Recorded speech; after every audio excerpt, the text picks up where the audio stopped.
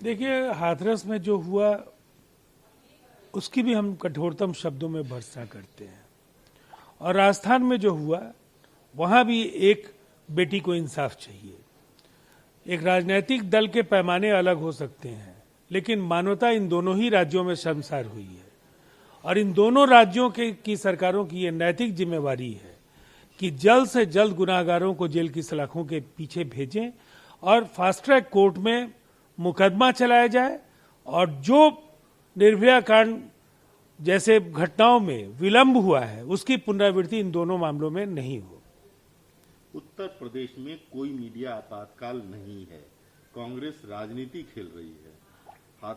हाथरस की घटना पर रविशंकर ने ये बात कही है। देखिए, इस बात को नकारा नहीं जा सकता है कि मीडिया को लेकर के जो कांग्रेस का इतिहास है, लोकतंत्र को लेकर के जो कांग्रेस का काला इतिहास है, कम से कम अभिव्यक्ति की स्वतंत्रता, मीडिया की आजादी और न्यायपालिका जैसे सवालों पर कांग्रेस को कोई नैतिक अधिकार नहीं है केंद्र सरकार या राज्य सरकार को कटघरे में खड़ा करे।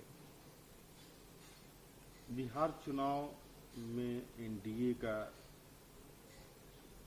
अभी तक सीटों का फैसला नहीं है। इस बीच गठबंधन के भविष्य को लेकर के एलजेपी की संसदीय बोर्ड की बैठक शनिवार की शाम को आहूत किया गया है।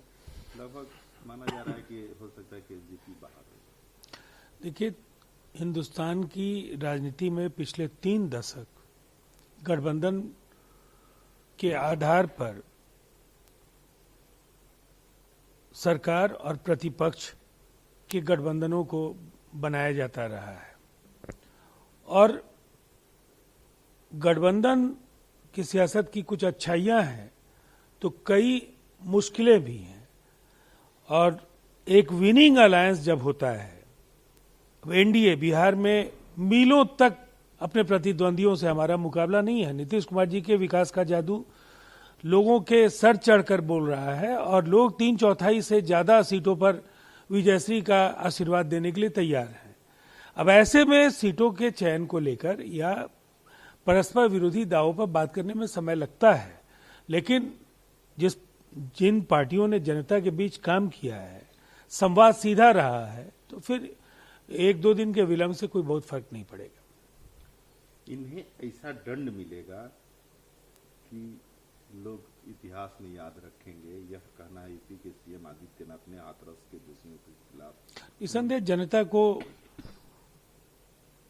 भी भरोसा है कि आदित्यनाथ जी की सरकार में कहीं न कहीं इस तरह के दुष्कर्म करने वाले लोगों को कठोरतम सजा दिलाकर एक नजीर प्रस्तुत करने की ईमानदार कोशिश होगी।